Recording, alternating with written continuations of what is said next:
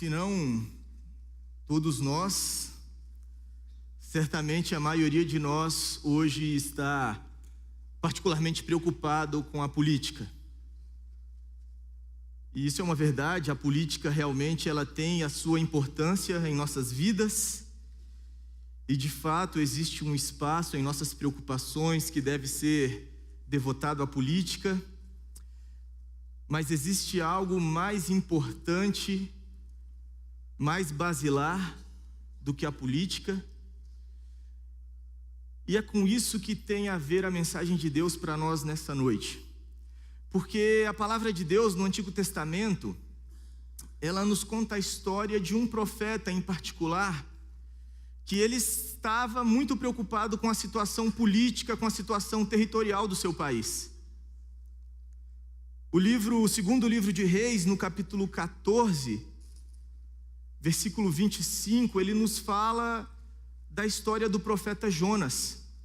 E diz ali que Jonas, ele viveu no tempo do rei Jeroboão, o rei Jeroboão II, e ele tinha uma profecia para aquele povo.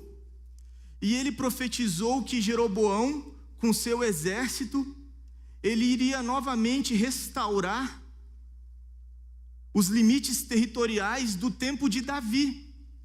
No tempo de Davi, Israel expandiu os seus limites territoriais, só que depois de Davi, com Salomão e os reis que se seguiram em Israel, Deus ele castigou o seu povo, Deus ele puniu o seu povo, de maneira que entregou o seu povo nas mãos dos seus inimigos. E aí os limites territoriais de Israel foram sendo cada vez mais diminuídos. E o interessante é que a Bíblia diz que o rei Jeroboão II, ele era um rei extremamente perverso, ele era um rei que conduziu o povo de Israel à idolatria cada vez mais profunda, mas ainda assim, em grande misericórdia, Deus viu a aflição do seu povo que estava sofrendo nas mãos dos seus inimigos, e ele envia Jonas. E Jonas começa a pregar para Israel. O livro de 2 Reis, capítulo 14, versículo 25, nos diz isso. E Jonas prega para Jeroboão e fala: Jeroboão, vai com o exército, vai com o exército que Deus vai trazer de volta todos os limites territoriais conquistados no tempo de Davi.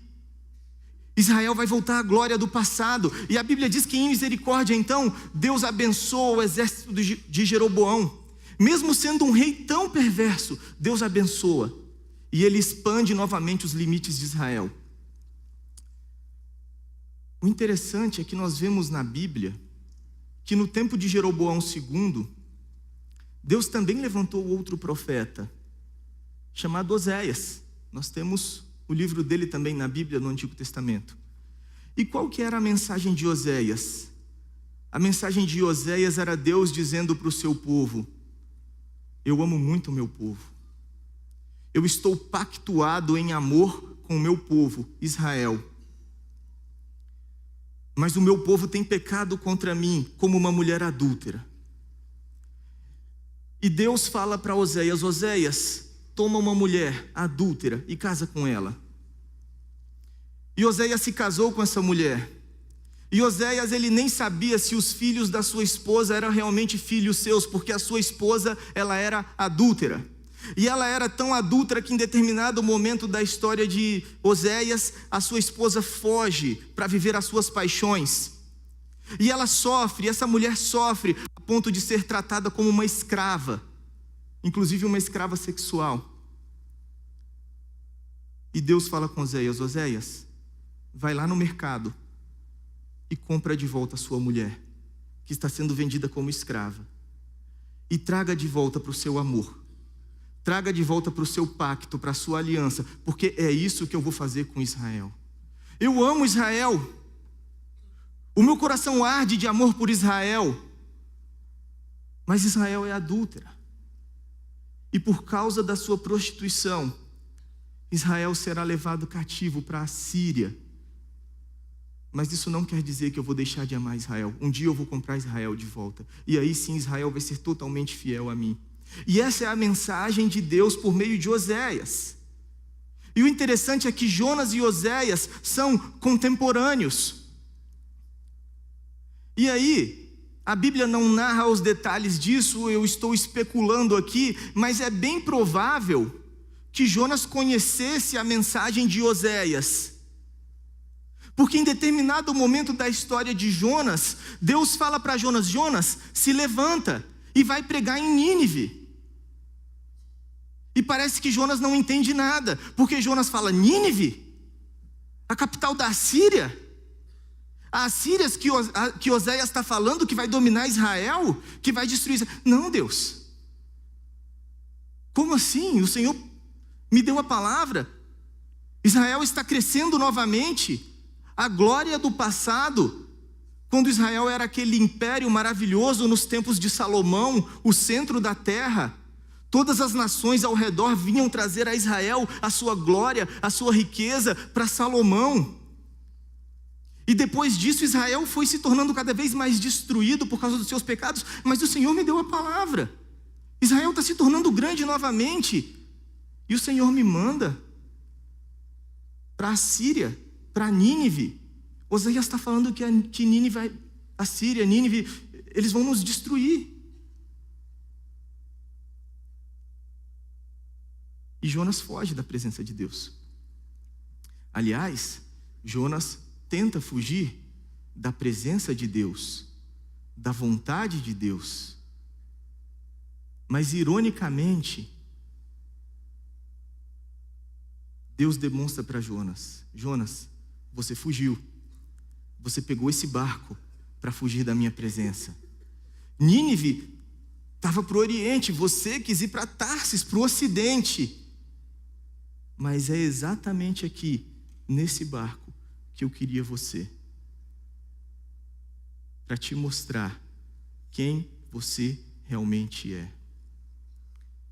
E o que eu queria propor para nós meditarmos nesta noite é que, metaforicamente, sim, mas espiritualmente, de uma forma bem verdadeira, todos nós estamos neste mesmo barco.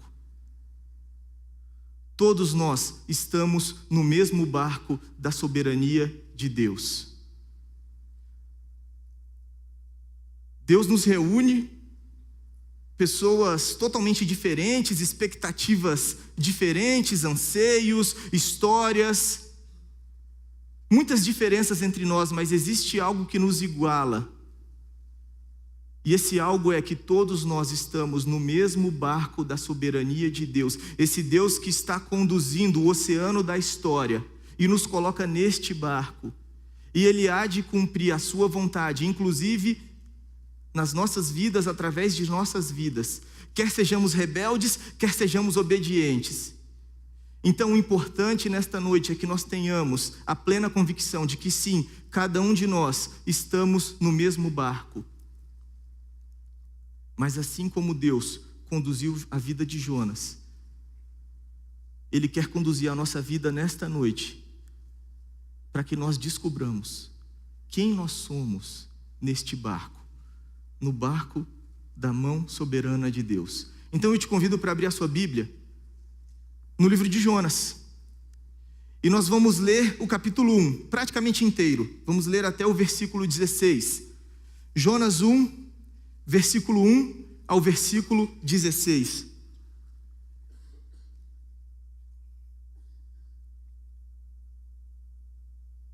Estamos todos no mesmo barco. Mas quem é você neste barco? Jonas 1, versículo 1 ao 16. Acompanhe, por favor. A palavra do Senhor veio a Jonas, filho de Amitai, com esta ordem: vá depressa à grande cidade de Nínive e pregue contra ela, porque a sua maldade subiu até a minha presença. Mas Jonas fugiu da presença do Senhor, dirigindo-se para Tarsis. Desceu à cidade de Jope, onde encontrou um navio que se destinava àquele porto. Depois de pagar a passagem, embarcou para Tarsis para fugir do Senhor. O Senhor, porém, fez soprar um forte vento sobre o mar, e caiu uma tempestade tão violenta que o barco ameaçava arrebentar-se. Todos os marinheiros ficaram com medo, e cada um clamava ao seu próprio Deus, e atiravam as cargas ao mar, para tornar o navio mais leve. Enquanto isso, Jonas, que tinha descido ao porão e se deitara, dormia profundamente. O capitão dirigiu-se a ele e disse: como você pode ficar aí dormindo? Levante-se e clame ao seu Deus, talvez ele tenha piedade de nós e não morramos. Então os marinheiros combinaram entre si: vamos lançar sortes para descobrir quem é o responsável por essa desgraça que se abateu sobre nós. Lançaram sortes, e a sorte caiu sobre Jonas. Por isso lhe perguntaram: diga-nos, quem é o responsável por esta calamidade? Qual é a sua profissão? De onde você vem? Qual é a sua terra? A que povo você pertence? Ele respondeu: eu sou hebreu, adorador do Senhor, o Deus dos céus, que fez o mar e a terra. Então os homens ficaram apavorados e perguntaram: o que foi que você fez? Pois sabiam que Jonas estava fugindo do Senhor, porque ele já lhes tinha dito. Visto que o mar estava cada vez mais agitado, eles lhe perguntaram: o que devemos fazer com você para que o mar se acalme? Respondeu ele: pegue-me e jogue-me ao mar, e ele se acalmará. Pois eu sei que é por minha causa que esta violenta tempestade caiu sobre vocês. Ao invés disso, os homens se esforçaram ao máximo para remar de volta à terra, mas não conseguiram, porque o mar tinha ficado ainda mais violento. Eles clamaram ao Senhor: Senhor, nós suplicamos, não nos deixe morrer por tirarmos a vida deste homem. Não caia sobre nós a culpa de matar um inocente, porque tu, ó Senhor, fizeste o que desejavas. Em seguida, pegaram Jonas e o lançaram ao mar enfurecido, e este se aquietou. Tomados de grande temor ao Senhor, os homens lhe ofereceram um sacrifício e se comprometeram por meio de votos. O que esse texto nos mostra é o agir de Deus soberano na história, manifesto numa escala pequena, sim, num barco, mas que Deus coloca ali para nos mostrar que Ele tem planos para a história, planos de salvação, planos de graça, e Ele usa todos os meios possíveis, naturais, a sua criação, pessoas, para atingir o seu objetivo de conduzir a história no reino da sua graça. E todos nós fazemos parte dessa história, rebeldes ou obedientes. Você que pensa que está fugindo de Deus, você que pensa que a sua vida não tem nada a ver com Deus, você está inserido nessa história e você está cumprindo os planos de Deus, mesmo em rebeldia. Então a importância de nós pensarmos nesse texto é: quem somos nós nesse barco? No barco da soberania de Deus. E esse texto nos mostra que neste barco existem aqueles que desprezam grandes privilégios. Nos planos soberanos de Deus, existem muitos que desprezam grandes privilégios. Foi isso que Jesus falou, por exemplo, para Israel.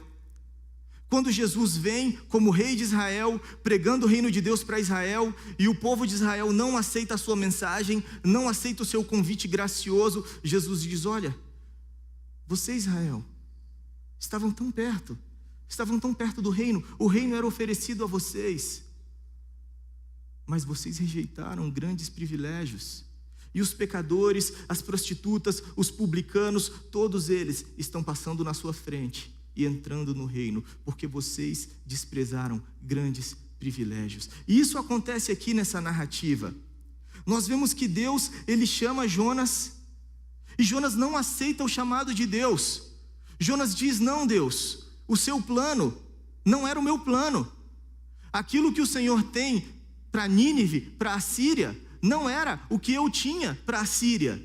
Eu não concordo com o seu plano, e eu vou fugir então da sua presença. E o versículo 3 diz que Jonas então ele se dispõe para fugir da presença de Deus. No versículo 2, Deus diz: vai, Jonas, se disponha, se arrume, vá pregar em Nínive. E o versículo 3 faz esse contraste. Sim, Jonas se dispôs de fato, ele se arrumou, mas para ser rebelde, para fugir da presença de Deus. E quando ele foge, ele entra nesse barco e vem. A Bíblia diz que Deus envia um grande vento, e certamente é um grande vento aqui.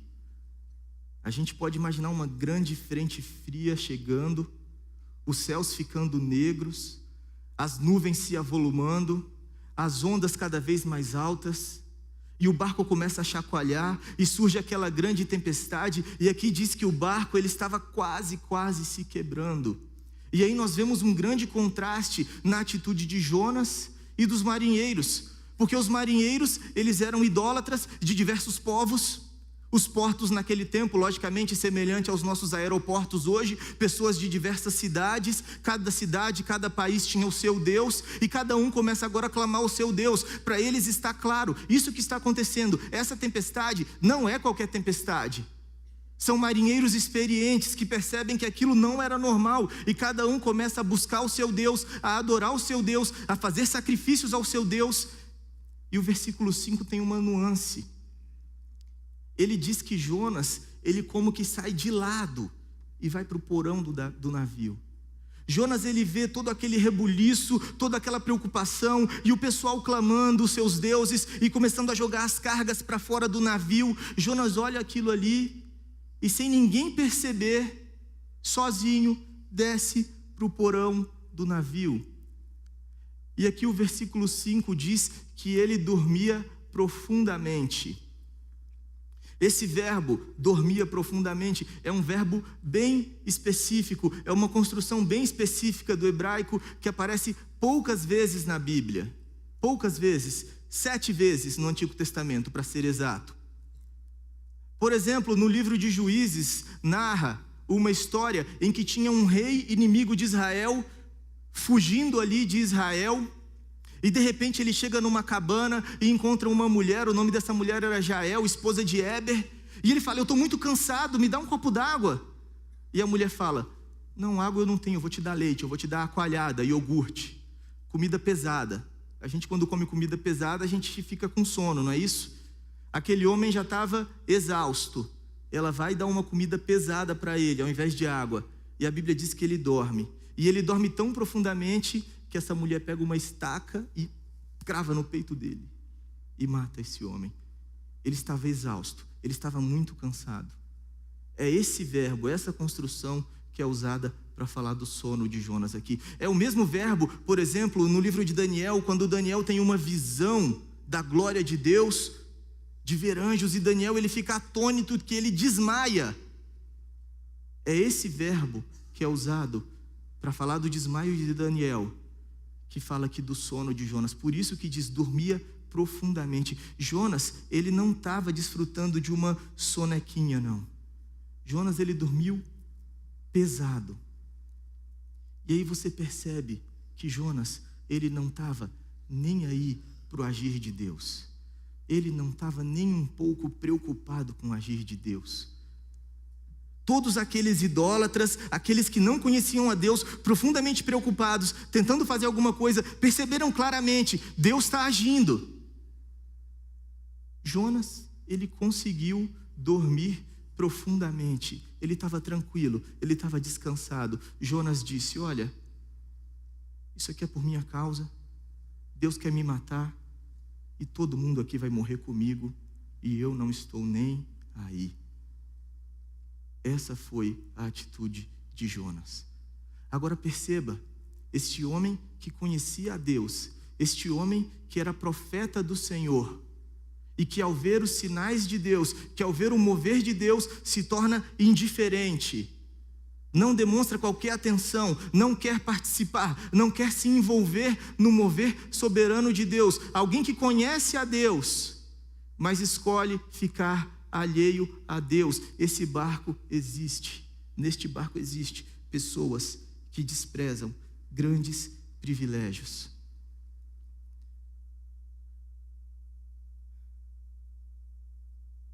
Sim, falamos da história de Jonas, mas você que tem um pouquinho de vivência com a igreja, com o povo de Deus, certamente você já passou por experiências muito semelhantes. Talvez na sua vida, talvez observando pessoas ao seu redor, que estavam tão perto do agir de Deus, que contemplaram o agir de Deus, Adolescentes, jovens, adultos, idosos, que talvez cresceram na igreja, talvez cresceram no evangelho, viram de perto o agir de Deus, mas, assim como Jonas, se tornaram inertes, endureceram seu coração e não quiseram nem saber do agir de Deus, ainda que fosse visível, ainda que fosse nítido. E às vezes pessoas que não conheciam o Senhor, mas em determinado momento ouvem da sua graça e percebem: tem algo diferente aqui. Eu tenho que buscar saber o que é isso, eu tenho que me posicionar diante do agir de Deus. E pessoas que às vezes nós pensamos não tinham a mínima perspectiva de serem alvo do agir de Deus, encontram a Deus, que é o que começa a acontecer na vida desses marinheiros. Percebem? Jonas aqui está nos pintando um contraste. O profeta que conhecia Deus, o profeta que sabia de Deus, estava duro, inerte, paralisado, não enxergava o agir de Deus. E os marinheiros que jamais tinham ouvido falar desse Deus, começam a olhar e falar: tem algo diferente aí. Quem é você nesse barco, meu irmão? Meu amigo, minha amiga? Será que você é esse que tem ouvido a cada final de semana? Será que você é esse que tem conhecido o agir de Deus? Será que você é esse que tem visto o agir de Deus na vida de outros? Mas você está tão duro, tão inerte, que isso não faz a mínima diferença no seu coração e você dorme profundamente diante do agir de Deus, diante do mover de Deus que tem alcançado, porque Deus está se movendo, porque Deus é soberano, porque Deus está conduzindo a história no reino da sua graça. E talvez assim como Jonas, eu já vi isso acontecer. Você vai ser instrumento de Deus na sua rebeldia, talvez para trazer aquele seu amigo, aquela sua amiga tão rebelde que está com você no mundo. E Deus vai agir na vida desse amigo, dessa amiga rebelde, e você vai continuar inerte. Porque você tem desprezado grandes privilégios, tão perto do agir de Deus, tão perto da graça de Deus, mas tão longe, tão duro, tão indiferente. Quem é você nesse barco? Esse barco nos fala de pessoas que desprezam grandes privilégios. Grandes privilégios. Mas em segundo lugar, esse barco nos fala de pessoas que proclamam a mensagem da graça, porque esse é o plano soberano de Deus. O Senhor Deus, Ele prometeu que toda a terra se encherá do conhecimento da glória do Senhor, assim como as águas cobrem o mar. E Deus vai fazer isso quando Jesus voltar em glória e todo olho verá. Mas hoje Ele tem feito isso através dos seus servos, através do seu povo que proclama a sua mensagem. E esse era o papel de Jonas. Esse era o papel de Jonas. Jonas era um profeta, Jonas era um proclamador da verdade, da mensagem de Deus. Mas o que nós vemos aqui é que Jonas, ele era um péssimo profeta. Ele era um péssimo proclamador. Porque essa atitude de Jonas, ela chega a chamar a atenção do capitão do navio. Quando o capitão fica sabendo que Jonas está dormindo lá no porão, ele abandona a cabine de comando e desce lá para o porão. E ele fala: como assim? Como que você consegue dormir? Qual é o teu problema? Vai, clama o teu Deus aí, está todo mundo buscando os seus deuses, clama você também. Quem sabe o seu Deus vai se compadecer de nós e a gente não vai morrer. Percebe? O capitão, ele levantou a bola para Jonas: vai, Jonas, chuta, fala do seu Deus. Olha o que o capitão está falando com ele, ele é profeta do Senhor. E Jonas se cala. Jonas não fala nada, permanece mudo, indiferente. Mas Deus conduz a história, Deus conduz o barco, Deus não desiste. E o versículo 7 vai dizer que aquele povo, mesmo um povo tão idólatra, no seu misticismo, eles lançam sortes, e Deus conduz até mesmo aquele misticismo, aquela religiosidade idólatra, para levar a Jonas. E a sorte cai em Jonas. E aí, as perguntas deles são bem específicas. Eles encurralam Jonas, não tem mais como Jonas ficar calado. Eles falam no versículo 8, olha, responda-nos. Quem é responsável por essa calamidade? Vai, qual é a sua profissão? Jonas é profeta, essa é a profissão dele. De onde você vem? Qual é a sua terra? A que povo você pertence? Jonas, ele não poderia mais ficar calado. E aí ele teve que abrir a sua boca. E aí ele teve que proclamar a mensagem. E ele falou: eu sou servo do Senhor, eu sou o adorador do Senhor. E aí ele fala o nome do Deus verdadeiro, Yahvé, o Senhor, Yahvé. O nome através do qual Deus se distinguia de todos os ídolos, de todos os falsos deuses. E Jonas diz: é esse Deus, o verdadeiro Deus, Yahvé, que tem um pacto com seu povo. Eu sou hebreu, eu tenho uma aliança com esse Deus. Quando Jonas diz eu sou hebreu, ele não está falando simplesmente da sua nacionalidade, ele está falando muito mais, ele está falando: eu tenho um pacto com esse Deus. Eu tenho uma aliança com esse Deus. E esse Deus, ele é o Deus dos céus, ele é o Deus soberano. É ele quem envia essa tempestade. E mais, foi ele quem fez o mar, foi ele quem fez a terra. Ele é o único Deus verdadeiro. E Jonas então proclama o Deus desconhecido àqueles homens que nem buscavam a Deus, que não imaginavam quem seria esse Deus. E essa é a mensagem da graça. É o Deus único, o Deus soberano, o Deus invisível, o Deus que nenhum de nós, porque estamos cegos no nosso próprio pecado, nenhum de nós poderíamos conhecê-lo, mas ele vem até nós e se faz conhecido até nós. E Jonas, sim, de maneira péssima, faz isso, mas ele proclama finalmente, ele diz quem é o Deus verdadeiro. E Jonas ainda de maneira muito incipiente faz isso, mas Cristo veio para fazer isso de forma plena. O Evangelho de João 1, versículo 18, diz que ninguém jamais viu a Deus, mas o Deus unigênito, que está junto do Pai, o tornou conhecido. Jesus, sim, ele é a palavra de Deus, ele é a mensagem de Deus, ele é aquele que veio para tornar Deus conhecido. Deus, ele começou a se tornar conhecido através da lei, através dos profetas no Antigo Testamento, mas ele só se tornou plenamente conhecido através de Cristo, o Deus invisível, visível através do Cristo, Deus, Filho de Deus. E foi isso que Jesus veio fazer, apresentar Deus para nós. Porque não existe graça, não existe salvação à parte da mensagem. Nós vivemos tempos confusos, vivemos tempos de muito engano. Eu me lembro recentemente, um jovem me procurou, e aquele jovem me falava que precisava de Deus para resolver todos aqueles anseios do coração dele, tudo aquilo que ele queria que Deus fizesse por ele, e ele queria que eu desse uma palavra para ele, dizendo que, olha, Deus vai resolver isso tudo, mas eu não poderia dizer isso para ele. E eu falei: quando você conhecer o agir de Deus, o amor de Deus, você vai entender melhor todas essas coisas e você vai poder lidar com isso, mas a gente precisa falar sobre esse amor, eu preciso te apresentar esse amor. E ele falava: não, eu conheço o amor de Deus, eu conheço o agir de Deus. Me fala mais sobre isso. Sim, você não sabe da minha história, mas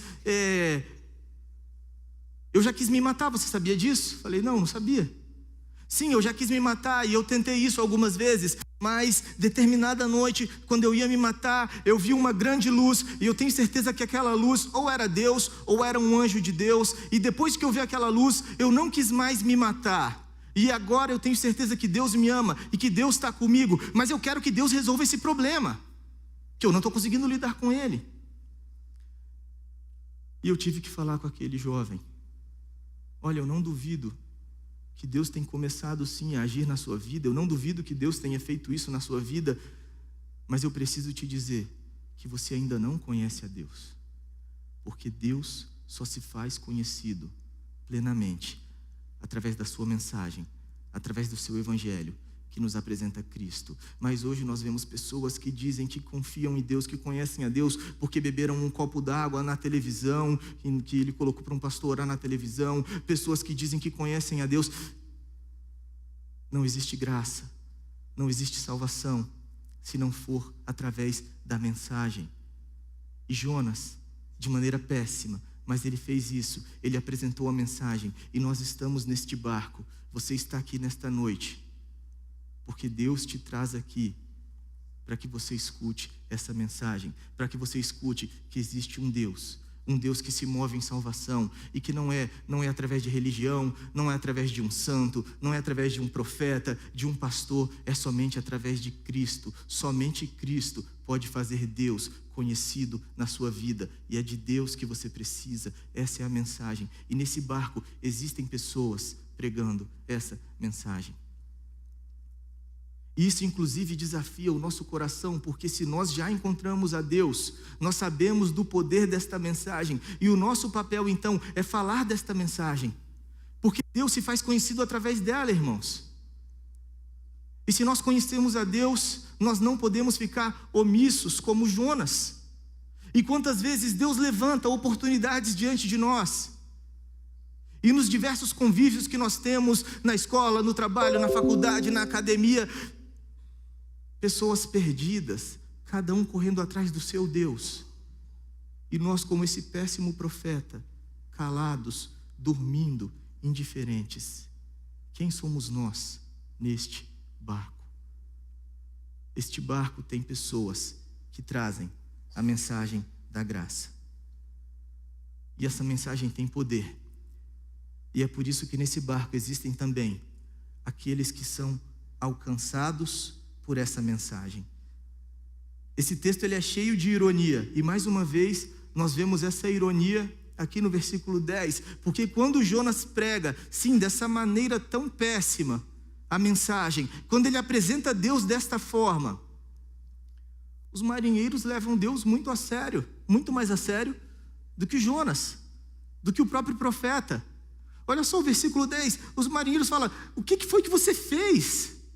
E eles estão apavorados, porque Jonas falou com eles: sim, eu sou servo desse Deus e eu estou fugindo dos propósitos dele. E eles falam: Jonas, você é louco, com esse Deus não se brinca não, o que você está fazendo?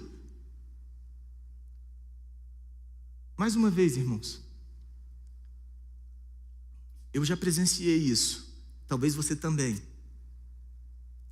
Quando pessoas que caminhavam na igreja, caminhavam com o povo de Deus, às vezes são advertidas pelos próprios ímpios, pelos próprios mundanos: cara, o que você está fazendo com a sua vida? Você está indo longe demais, você é crente, calma aí.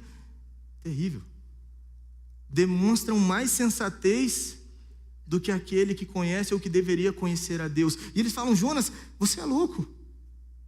E eles percebem mais, eles percebem nessa mensagem que com esse Deus não se brinca, e eles percebem que o pecado tem que ser pago. Pecado não é algo, não é qualquer bobeirinha que você pede uma desculpinha e está tudo bem. Pecado é algo sério, e eles percebem a ira de Deus através dessa tempestade. E diz aqui no versículo 11 que a coisa estava piorando, o mar estava ficando ainda mais agitado, e a pergunta deles para Jonas é bem direta: Jonas, o que a gente tem que fazer com você para que a fúria de Deus, a fúria do mar, se acalme? O que a gente precisa fazer com você? Pecado tem que ser pago. Pecado tem que ser pago. Pecado não se desculpa, pecado se paga. E aí Jonas diz: me joguem ao mar. Isso tudo que está acontecendo aqui é por minha causa. Me joguem ao mar, isso vai acabar. Só que aqueles homens, percebam que a consciência deles começa a ficar afetada pela mensagem e pelo agir de Deus, porque eles não se tornam meramente religiosos. O religioso é aquele que julga, é aquele que olha e fala: olha, você pecou, você tem que pagar mesmo, isso tudo é culpa sua, então o problema é seu. Não, eles falam: estamos sofrendo isso por culpa do seu pecado, mas nós também somos tão pecadores. E eles não quiseram fazer isso com Jonas. E o versículo 13 vai dizer que não, eles não quiseram fazer isso com Jonas, eles se esforçaram ao máximo para remar e para chegar à terra seca, só que eles não conseguiam. O versículo 14 diz que, versículo 13, o final estava ficando cada vez mais violento, a situação só ia piorando. E olha a humildade desses homens no versículo 14, eles clamam ao Senhor, e aqueles idólatras, aqueles que não conheciam a Deus, eles agora chamam a Deus pelo nome. Eles dizem: Senhor, Yahvé, o único Deus verdadeiro, Yahvé, nós te suplicamos. Olha a humildade deles: não nos deixes morrer por tirarmos a vida deste homem, não caia sobre nós a culpa, foi o Senhor quem fez o que o Senhor desejava. Se submetem a vontade e ao agir de Deus. E quando eles veem, essa é a vontade de Deus, é isso que Deus quer. Senhor, nós te suplicamos, não coloque essa culpa sobre nós, Senhor. E eles jogam Jonas ao mar. E o versículo 15 faz questão de dizer que esse mar que estava furioso, instantaneamente se tornou calmo como uma lagoa. E no versículo 16 eles adoram a Deus. Eles são alcançados pela graça de Deus, tomados de grande temor ao Senhor, Yahvé. Eles lhe ofereceram sacrifício, eles adoraram a Deus e se comprometeram, conversão. Agora a gente vai caminhar com esse Deus. Fizeram votos, se comprometeram por meio de votos. Meus irmãos, nesta noite, nós estamos neste mesmo barco do agir de Deus. O capítulo 1 de Jonas nos conta a história desse barco. Esse barco que tinha pessoas que não estavam ali para encontrar a Deus. Pessoas que estavam ali para seguir a sua vida, para seguir os seus próprios interesses, buscando as suas vontades, buscando os seus comércios, buscando os seus negócios. Mas de repente, eles encontram a ira de Deus sobre eles, manifesta nessa violenta tempestade, manifesta nesse violento mar.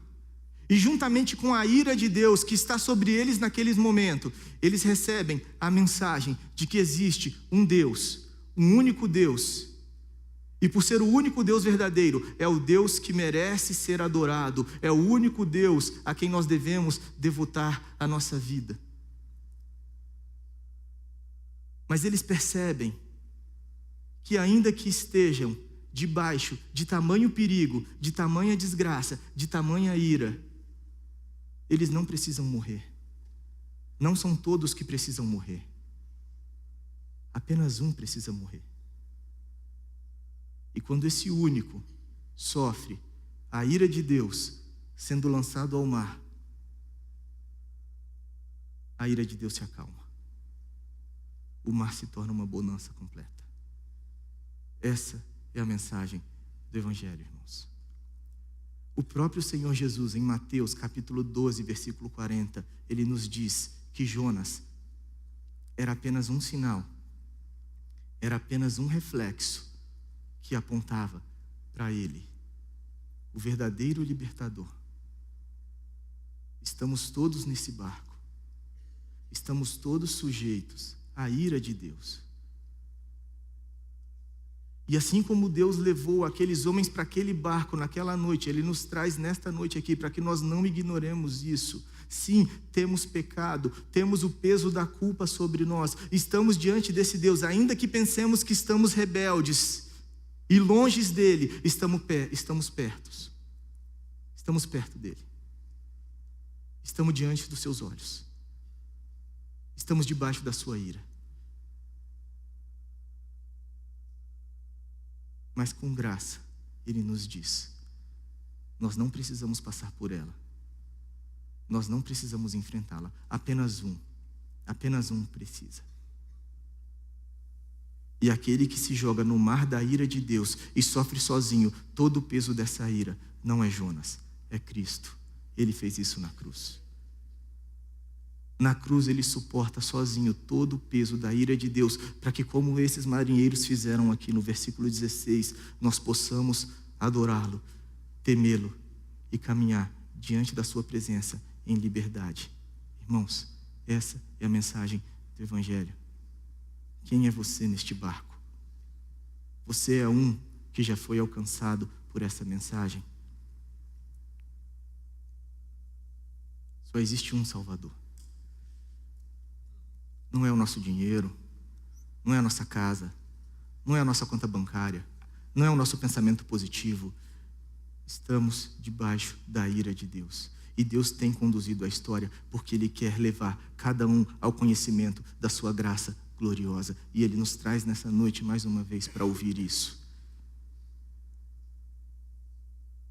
E a única maneira de recebermos essa graça, de nos livrarmos da ira, como aqueles homens, jogaram Jonas ao mar e permitiram que Jonas suportasse o peso da ira de Deus. É que nós entendamos que Jesus, de fato, ele já fez isso. Percebe o tamanho da nossa culpa? Jesus fez isso por nós. E talvez você, que assim como eu, sabe o valor do que significa ser perdoado. Eu sei que eu não sou bom, eu sei que eu sou mau, e eu sei disso.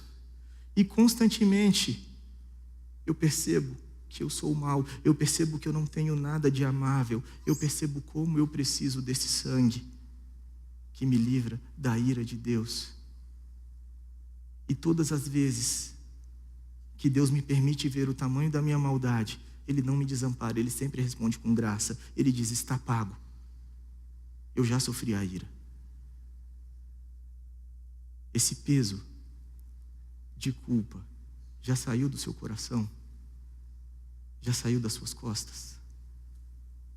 O Salvador já sofreu a ira no seu lugar?